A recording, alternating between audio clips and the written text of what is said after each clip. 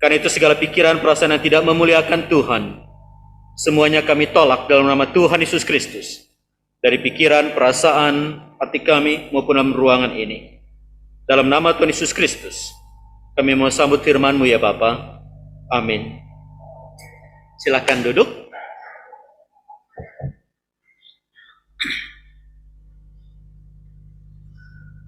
Bapak dikasih Tuhan, Shalom. Tema yang ada jadi satu tema yang sangat menarik. Dan saat saya mempersiapkan hal ini, terlintas begitu banyak pemikiran, tetapi satu hal bahwa Kejadian 3 ayat 15 itu adalah menjadi pondasi. Mengapa kita membutuhkan imam besar? Awalnya Allah menciptakan manusia begitu sangat baik. Tapi setelah jatuh dalam dosa, hubungan dengan Allah terpisah, manusia tidak bisa lagi secara otomatis sampai kepada Allah. Sehingga perlu mediator, perlu pengantara, perlu imam untuk mendamaikan. Sehingga manusia layak untuk datang kepada Allah. Dan Kejadian 3 ayat yang ke-15 itu mengatakan bahwa keturunanmu akan meremukan kepala ular, dan ular akan meremukan tumitnya. Ada janji penebusan. Bahwa darah akan dicurahkan.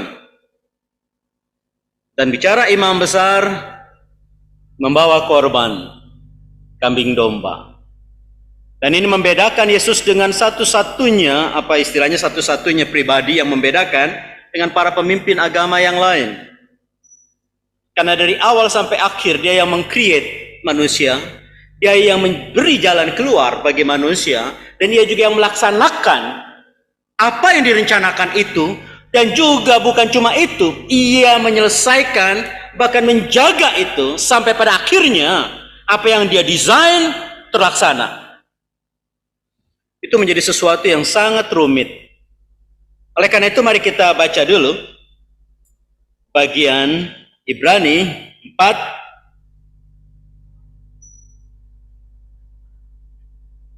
kita mulai baca ayat yang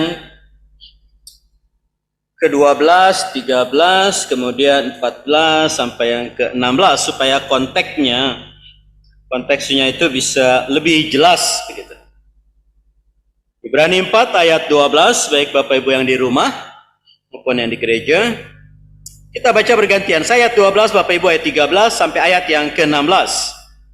Sebab firman Allah hidup dan kuat dan lebih tajam daripada pedang bermata dua manapun. Ia menusuk amat dalam sampai memisahkan jiwa dan roh, sendi-sendi dan sumsum. Ia sanggup membedakan pertimbangan dan pikiran hati kita.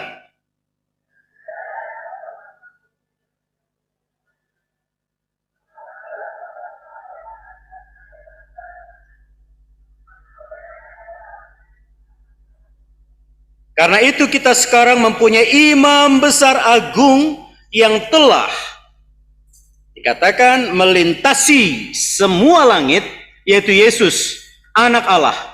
Baiklah kita teguh berpegang pada pengakuan iman kita.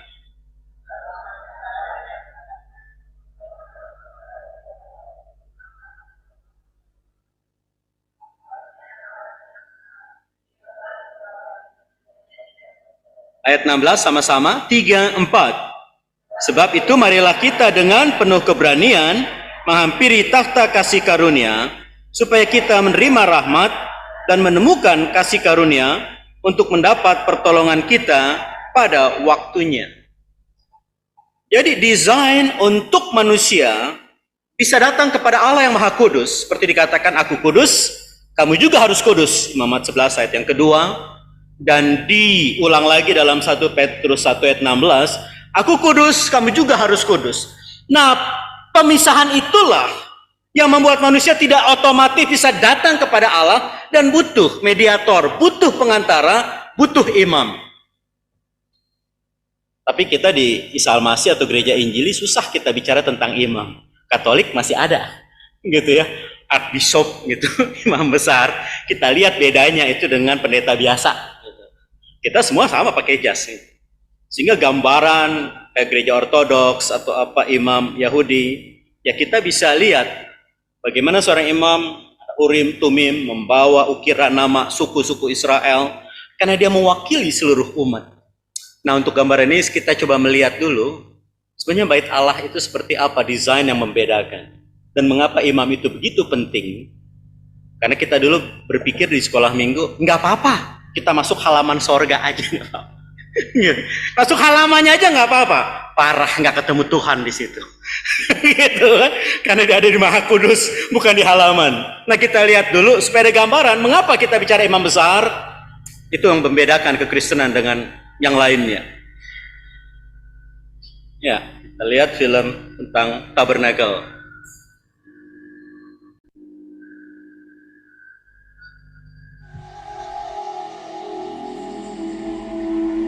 Soundnya bisa keluar ya. Nah.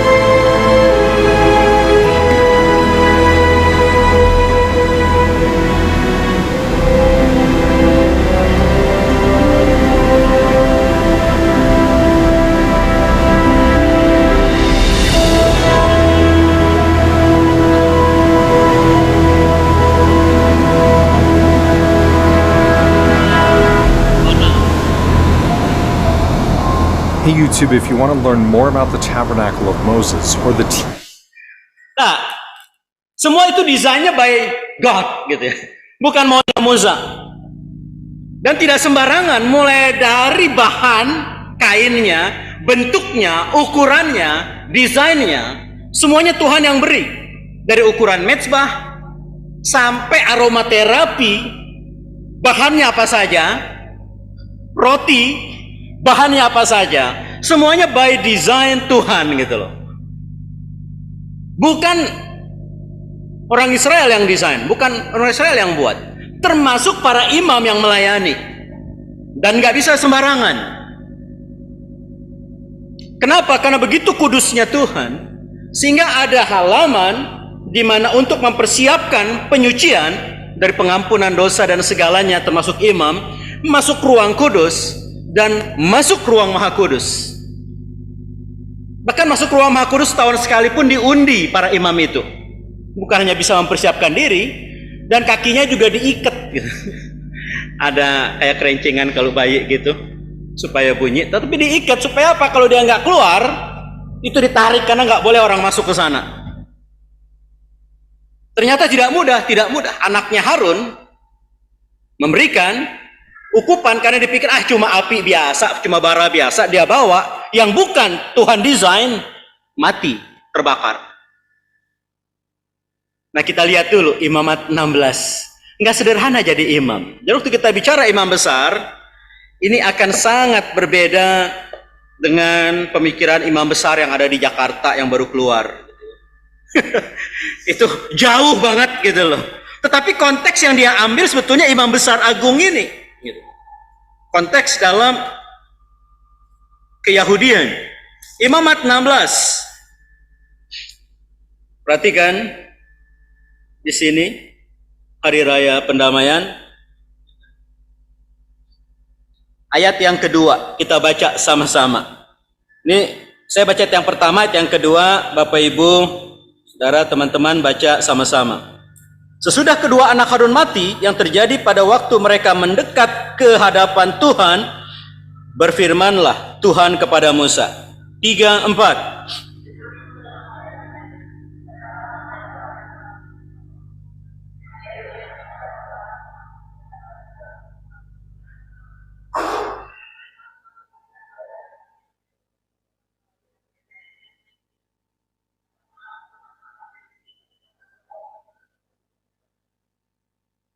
Bayangkan, sudah begitu rumitnya pengaturannya dan begitu detailnya pengaturannya, masih diingatkan jangan sembarangan dia masuk, sekalipun dia imam besar. Bayangkan, nggak sederhana, karena aku ada di sana. Manusia tidak level dalam kekudusan Allah. Nah, dalam desain itulah janji Allah terus digenapi, bahwa anak domba Allah, keturunan benih wanita itu yang akan membayar harga penebusan yang luar biasa. Oleh karena itu mari kita melihat kembali kepada Ibrani pasal yang keempat, dari ayat yang kedua. Meskipun mereka punya imam besar, punya bait Allah dengan segala desain dan aturannya, mereka tidak bisa melewatinya karena keberdosaan manusia. Ibrani 4 ayat yang kedua. Karena kepada kita diberitakan juga kabar kesukaan sama seperti kepada mereka. Tetapi firman pemberitaan itu tidak berguna bagi mereka, karena tidak bertumbuh bersama-sama oleh iman mereka yang mendengarnya. Perhatikan di sini. Tadi kita nyanyi iman, pengharapan. Kalau itu tidak bertumbuh, kita nggak punya pengharapan. Pengharapan kita kosong. Karena kasih dan karyanya tidak menjadi pengalaman hidup kita. Iman harus bertumbuh. Firman pemberitaan itu tidak berguna bagi mereka. Ayat 3. Sebab kita yang beriman akan masuk ke tempat perhentian seperti yang ia katakan. Sehingga aku bersumpah dalam murkaku, mereka takkan masuk ke tempat perhentianku. Sekalipun pekerjaannya, perhatikan, sekalipun pekerjaannya sudah selesai sejak dunia dijadikan. Wow. Karena itulah mengapa nama kita ada di dalam kitab kehidupan sebelum dunia dijadikan. Karena dia tahu Adam dan Hawa jatuh dalam dosa. Itu tak bisa dielakkan karena pilihannya. Tetapi Allah tidak mundur, tidak. Allah tetap desain dan berikan kesempatan bagi manusia untuk kembali bersekutu, dan janjinya akan ada kelepasan. Dan manusia tidak mampu menjadi imam besar yang baik. Nah, kalau kita lihat apa yang ada dalam ayat yang keempat, sebab tentang hari ketujuh pernah dikatakan di dalam suatu nas, dan Allah berhenti pada hari ketujuh dari segala pekerjaannya. Dan dalam nas itu kita baca, mereka takkan masuk ke tempat perhentianku. Jadi sudah jelas bahwa ada sejumlah orang akan masuk ke tempat perhentian itu, sedangkan mereka yang kepadanya lebih dahulu diberitakan kabar kesukaan itu tidak masuk karena ketidaktaatan mereka. Imam besar tidak bisa membuat seseorang taat. Dan itu yang terjadi. Dari 600.000 orang Israel dan laki-laki hampir keluar 2 juta orang, hanya Joshua dan Kaleb yang masuk tanah perjanjian. Sekalipun imam besar ada, orang Lewi ada, bait Allah ada, kehadiran tiang awan, tiang api ada selama 40 tahun, mujizat ada tiap hari mereka nikmati. Berubah? Tidak. Perubahan itu harus dari hati. Karena itulah mengapa firman Allah itu memisahkan begitu tajam antara sumsum dan tulang pertimbangan dan pikiran kita. Dan ayat 13, dan tidak ada suatu makhluk pun yang tersembunyi di hadapannya, sebab segala sesuatu telanjang tidak dan terbuka di depan mata Dia, yang kepadanya kita harus memberikan pertanggungjawaban. Disinilah kenapa setiap agama tidak bicara tentang keselamatan yang pasti, kecuali di dalam kekristenan. Karena tak ada yang mungkin masuk ke dalam hadirat Allah. Dalam kehidupan yang begitu berat, tidak akan pernah mungkin.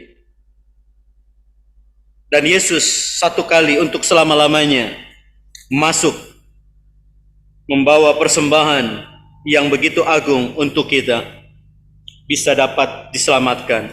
Dalam Ibrani 9 ayat yang ke-27,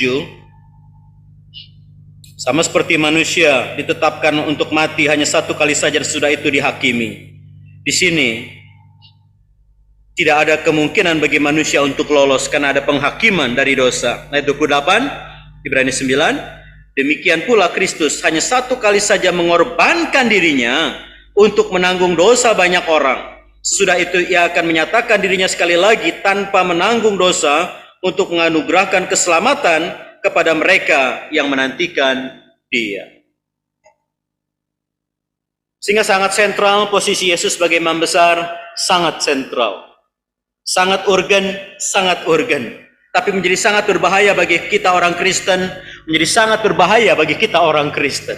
Kenapa? Kalau Harun saja, manusia, mempunyai resiko yang begitu besar pada saat lalai melakukan tanggung jawabnya sebagai imam, dan Israel sebagai umat pilihan Allah juga lalai tanggung jawabnya, tidak masuk.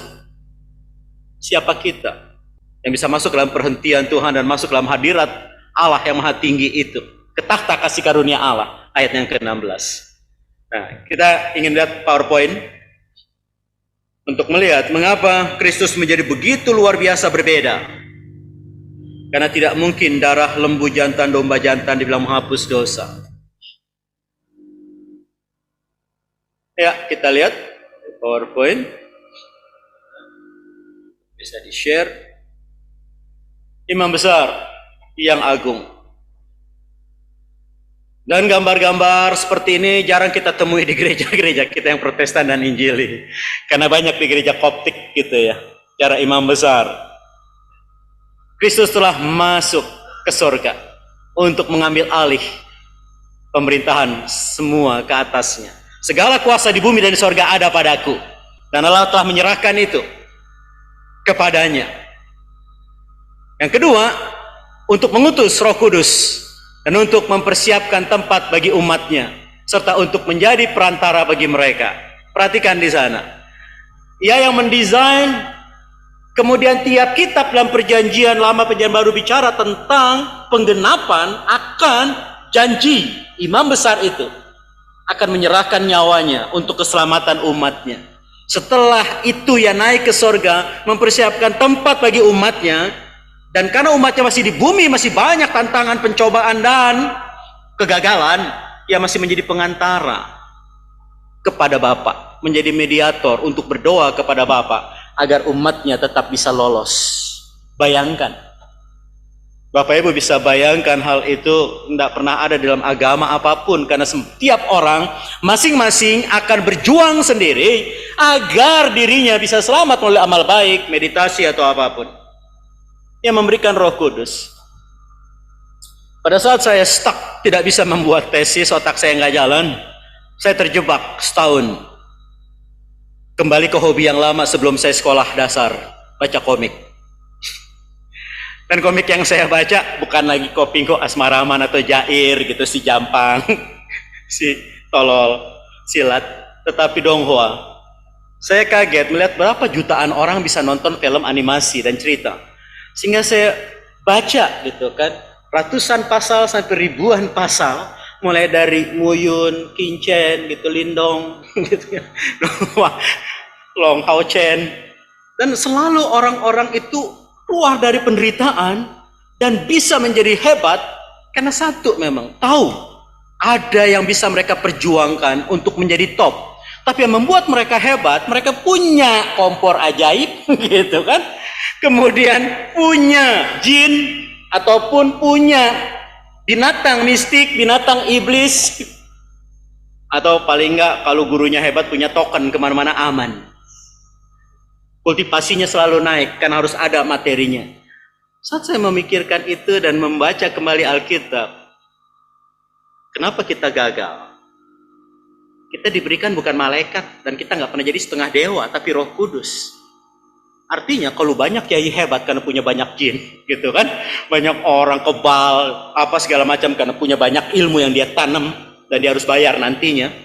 Ada pemburu hantu tinggal di rumah dan dia cerita, ya sekarang kami pakai mereka, nanti kami mati kami jadi budak mereka. Mereka tahu harga itu. jadi budak setan lagi. Tetapi kita yang diberikan itu bukan cuma sekedar bicara ada jin, ada kuasa, ada power yang rendah. Tapi kita diberikan Roh Kudus, pribadi ketiga Allah sendiri. Dan bukan cuma itu, inisiasi kita, pentabisan kita untuk bisa menjadi anak Allah bukan sekedar ritual 40 hari, bukan ayam hitam, anjing hitam, gitu. Tetapi darah Kristus sendiri yang membuat kita bisa menjadi anak Allah dan bisa menghadap Allah dengan benar. Ini fasilitas yang sangat berbeda. Kita anak terang, bukan sekedar reflektor dalam artian ya kita harus jadi orang baik begitu. Tetapi kita didesain untuk menjadi baik. Kenapa? Karena Dia mengubah hati kita dari dalam untuk layak datang ke hadirat Allah. Dan itu nggak bisa diciptakan oleh agama, nggak bisa diciptakan oleh teologi, tapi pertemuan pribadi dengan Imam Besar Agung itu sendiri. Dan Bapak Ibu melihat kisah yang dituliskan di Ibrani ini, orang Israel makan mana tiap hari, mujizat Allah tiap hari, kehadiran Allah tiap hari, tiang awan, tiang api ada di bait Allah yang mereka saksikan setiap hari. Dengan imam besar yang memimpin dengan begitu gagah dan megah sampai pakaian dalam pun didesain oleh Allah. Linen, tenunan khusus. Tidak membuat mereka berhasil. Bahkan imam besar agung Israel kolusi dengan Yudas dan para prajurit untuk membunuh Yesus. Imam besar manusia tidak sanggup karena keberdosaannya. Dan dalam ayat yang ke-15 dikatakan bahwa dia tidak berdosa walaupun dicobai dalam segala hal. Bahkan Allah meremukkan dia supaya kita bisa selamat. Artinya kita bukan hanya punya imam agung yang besar, yang begitu hebat, yang begitu mulia, yang ada di sorga yang menjadi pengantara kita, tetapi dia juga imam besar agung yang bisa mengerti kegagalan, perasaan, kejatuhan kita, ketidakberdayaan kita, dan kebobrokan moral kita. Sehingga setiap orang yang datang kepadanya pasti diselamatkan. Itu satu garansi yang tidak akan pernah bisa diberikan oleh manusia, kecuali oleh pemilik sorga itu sendiri. Cuma untuk memahami ini kadang tidak gampang. Karena itu tadi kita tidak terbiasa melihat keagungan, kebesaran. Kalau orang Katolik melihat paus masih kelihatan gitu ya, betapa hebatnya gitu. Di depan Vatikan aja altar ngelihat paus dari depan aja udah begitu bangga, apalagi kalau bisa rapat, bisa cium tangannya, bisa begitu hebat. Kenapa? Karena jarak yang begitu jauh antara imam besar dan umat. Nah sekarang Tuhan terabas semua, tidak lagi ada halaman, tidak lagi ruang suci, tidak lagi ruang maha suci, semua didobrak melalui darah Kristus. Dan kita bisa langsung menghadap Tuhan. Celakanya kita bermain-main di sana. Kita berpikir aman. Padahal Harunnya diingatkan, lu jangan main-main. Masuk ruang maha suci sebenarnya mati. Karena aku hadir di situ. Dan kita ada di hadapan Tuhan bersikap seenaknya, berpikir seenaknya, dan hidup seenaknya, pelayanan seenaknya.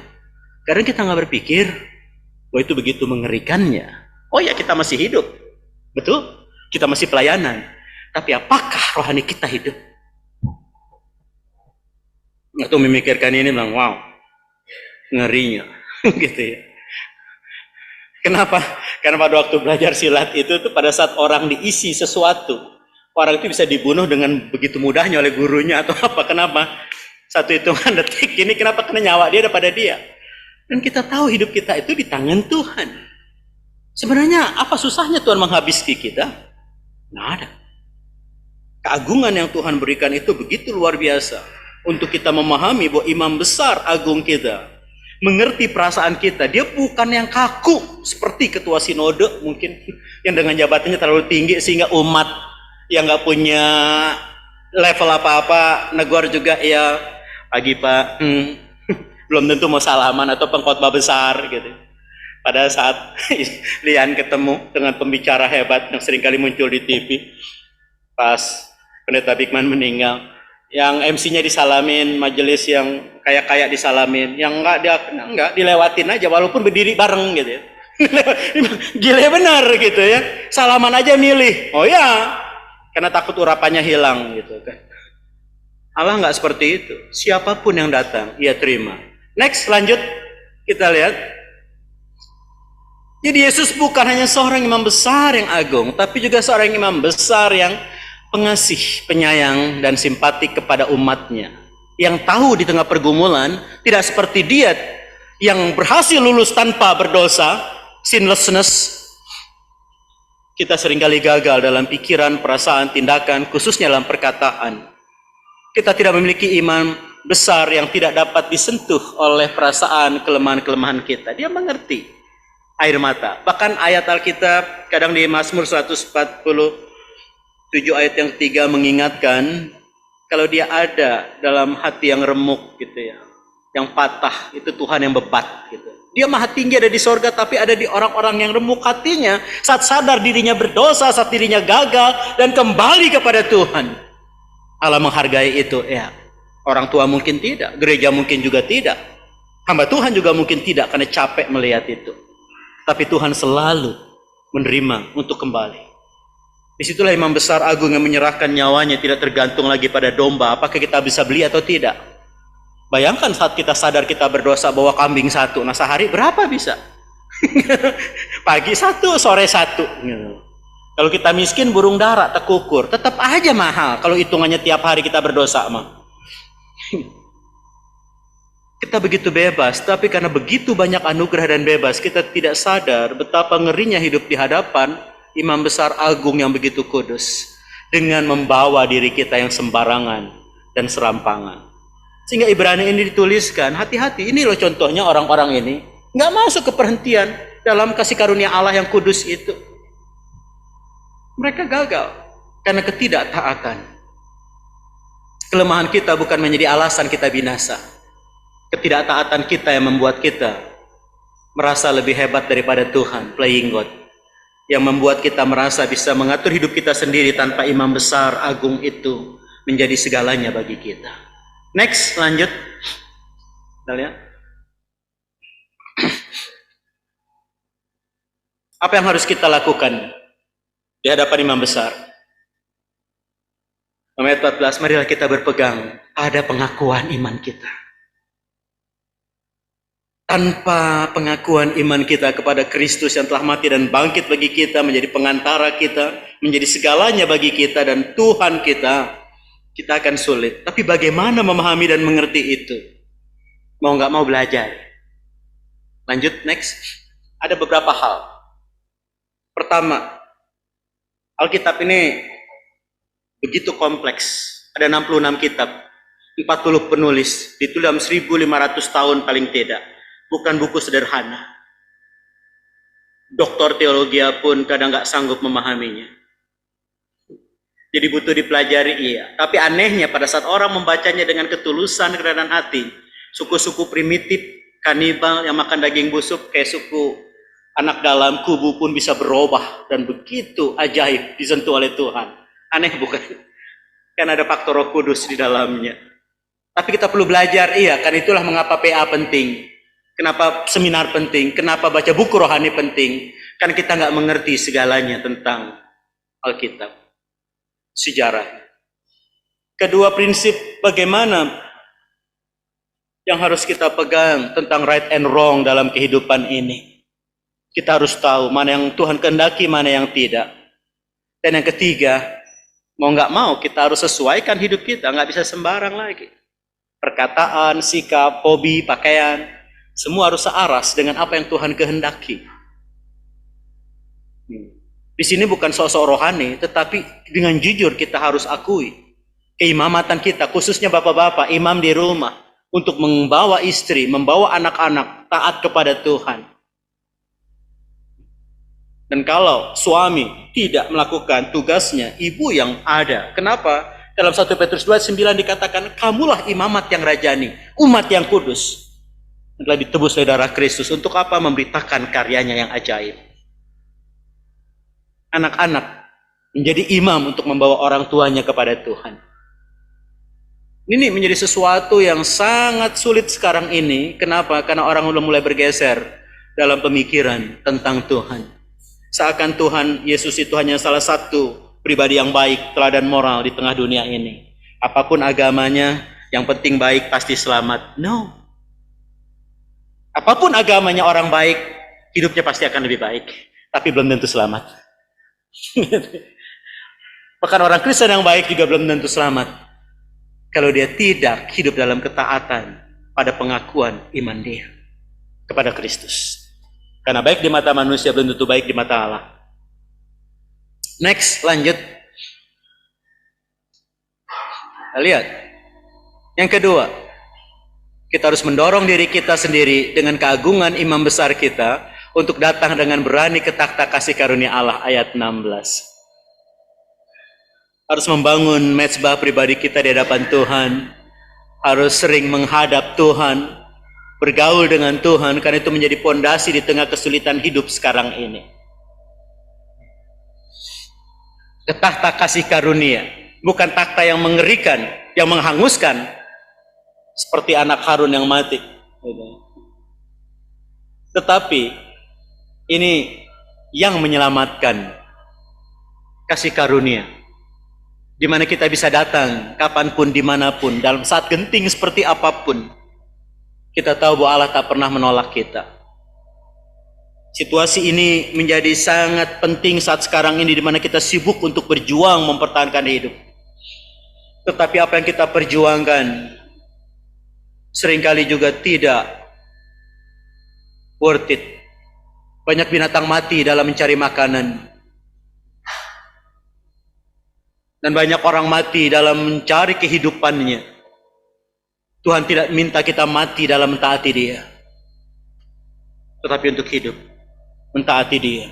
Berkat Tuhan yang ada, bukan penyiksaan, bukan harus askese, tetapi bagaimana kita mentaati Dia dalam kasih kita, karena kesadaran bahwa diri kita yang telah ditebus dengan begitu mahal melalui darahnya, dan sekarang Dia terus berdoa untuk kita. Akan sangat aneh saat Dia mendoakan kita di hadapan Bapa, memperjuangkan kehidupan kita, dan kita bermain-main dengan dosa.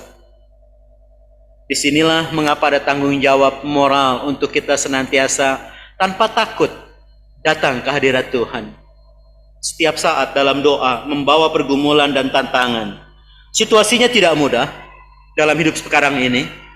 Mari kita baca 2 Timotius 3 ayat 1 sampai yang kelima. Dalam kehidupan di akhir zaman, kita membutuhkan Kristus sebagai imam besar agung kita itu. 2 Timotius 3 ayat 1 sampai 5. Saya baca ayat pertama, Bapak Ibu ayat yang kedua, baik yang di rumah maupun yang di gereja. Keadaan manusia pada akhir zaman. Ketahuilah bahwa pada hari-hari terakhir akan datang masa yang sukar.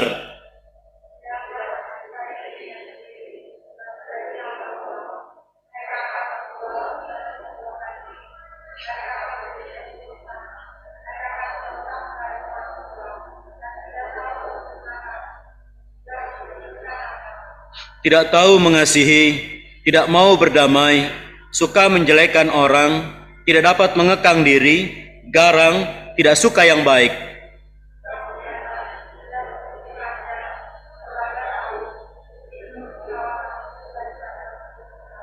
Kita baca yang kelima sama-sama. 3, 4. Secara lahiriah mereka menjalankan ibadah mereka, tapi pada hakikatnya mereka memukiri kekuatannya. Jauhilah mereka itu. Perhatikan. Jadi di dalam jemaat kadang imam besar agung itu ada, tetap aja mereka hidup tidak peduli dengan agama, dengan Tuhan. Akibatnya kehidupan akan semakin hari semakin mengerikan dan tidak ada harapan.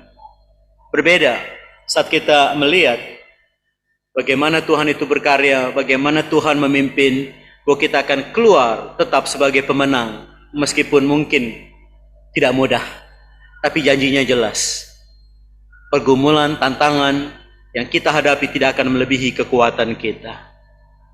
Karena saat kita tidak sanggup menanggungnya, Allah memberi jalan keluar. Bagaimana itu bisa terjadi? Karena ada pengantara di sorga, agar kita tidak hancur, tidak gagal. Petrus yang begitu bangga dengan komitmennya mengikut Tuhan. Yesus bilang, Petrus, aku sudah berdoa untuk kamu supaya imanmu jangan gugur. Kau akan menyangkal aku 3 kali. Sebelum itu terjadi, Petrus bilang, gak mungkin. Never, ever, I'll do that. Tapi terjadi. Tuhan tahu. Bagaimana lembutnya Tuhan menghadapi Petrus, menghadapi Yudas, menghadapi murid-murid. Sehingga jangan menyerah di tengah kehidupan. Jangan mundur daripada Tuhan di tengah kegagalan. Dan jangan menghina orang yang gagal dan hancur. Karena imam besar mereka adalah penuh kasih. Selalu ada kesempatan di setiap kehidupan. Di keluarga kita, di sahabat kita, di jemaat kita, di teman-teman kita, di masyarakat kita. Selalu akan ada waktu untuk kembali mereka mengenal dan mentaati imam besar agung. Dan kitalah pengantaranya, kitalah imamatnya. Kitalah sekarang yang membawa mereka dalam doa kita masuk hadirat Tuhan. Membawa nama-nama itu untuk mereka dapat mengenal akan Tuhan. Disitulah bahwa kita tidak pernah sendirian. Next, lanjut. Jadi saat kita memiliki keberanian untuk masuk ke tempat yang paling suci oleh darah Yesus. Dia adalah pembela kita, dan sementara Yesus memohon untuk umatnya, dia memohon dengan harga di tangannya, yang dengannya dia membeli semua yang dikehendakinya, yaitu dengan darahnya, 1 kali untuk selama-lamanya. Dan ini hanya ada di dalam Kristus. Tidak ada pada pemimpin agama apapun. Musa tidak, Abraham tidak, dan yang lain pun tidak. Pada saat kita meremehkan pribadi ini, tidak ada jalan keluar dari kehidupan untuk bisa dinikmati, untuk bisa dapat istirahat, rest, di mana damai, sukacita dan kebahagiaan itu bisa dinikmati. Sabat kehidupan kita hanya ada pada saat kita masuk dalam hubungan pribadi dengan imam besar agung kita dan tetap setia mentaatinya. Mari kita tunduk kepala, kita berdoa masing-masing. Secara pribadi kita bersyukur kepada Tuhan untuk anugerah besar bahwa imam besar agung kita membawa darahnya sendiri untuk keselamatan kita.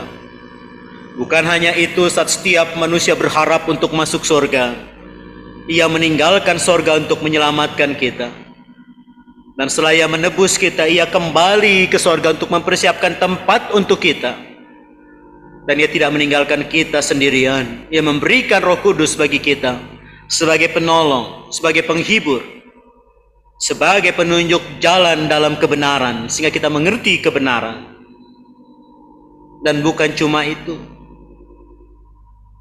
di tengah kehidupan kita yang seringkali sembrono dan gagal di tengah pencobaan kehidupan di tengah dunia ini, ia menjadi pengantara kita untuk hidup kita tetap ada di dalam kasih karunia Allah, sehingga kita tetap bisa datang masuk dalam hadirat Tuhan setiap saat, mendatangi takhta kasih karunia itu dan menikmati kasih karunia Allah yang tak berkesudahan di setiap hari yang kita lalui di bumi ini.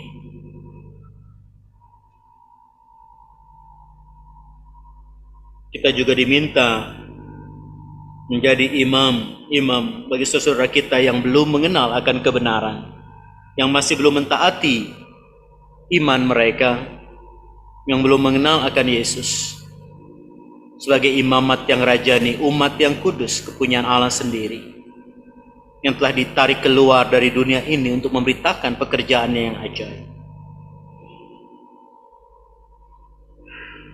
Jangan bangga dengan masa lalu. Kita begitu aktif dan hebat dalam pelayanan. Hari ini, apakah kita juga tetap aktif dan hebat untuk masuk di dalam persekutuan dengan imam besar agung kita, Tuhan Yesus, dengan tanpa takut dan gentar karena kita berdosa, tapi rasa hormat dan respek kita, kekaguman kita kepada kasih karunia-Nya, belas kasihan-Nya yang terus mengalir bagi kita. Bapa,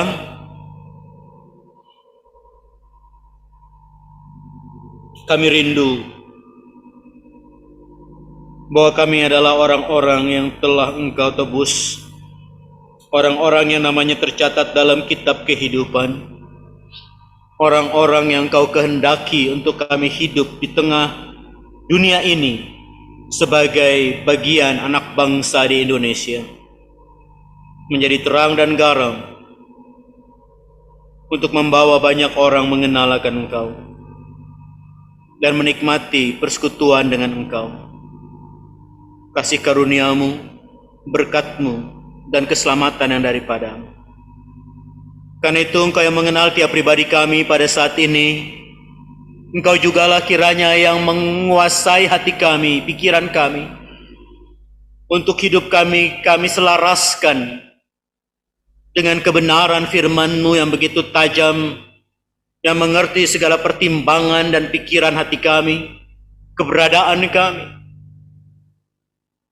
Dan kami sadar bahwa di hadapan-Mu kami tak pernah bisa bersandiwara, karena semuanya terbuka begitu gamblang.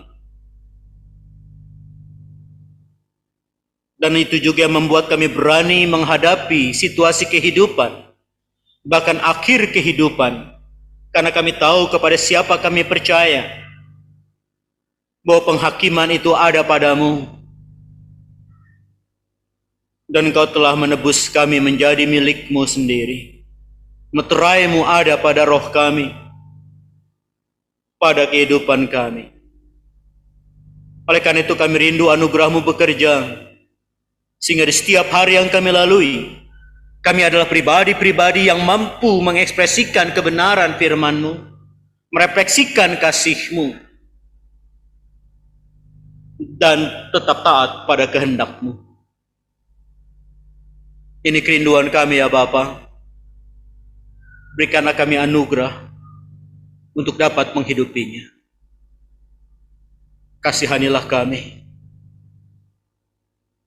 untuk jangan kami dibiarkan berjalan sendiri ya Bapa, di tengah kesombongan, kecerobohan kami dalam hidup. Kami rindu Engkau terus menjamah kami, untuk mempunyai ruang dan hati bagi mereka yang berbeda dengan kami, yang belum percaya kepadamu, dan yang mungkin juga telah meninggalkan-Mu, untuk kami juga bisa menjadi pengantara untuk mereka kembali kepada-Mu. Terima kasih Bapa. Di dalam nama Tuhan Yesus Kristus kami berdoa dan mengucap syukur. Amin.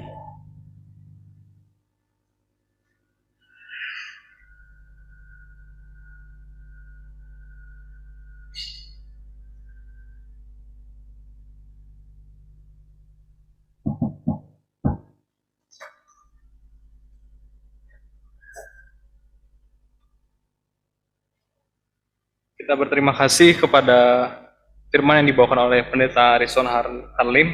Kita berdoa pembelajaran yang kita terima hari ini dapat membantu kita untuk berteguh dan berpegang pada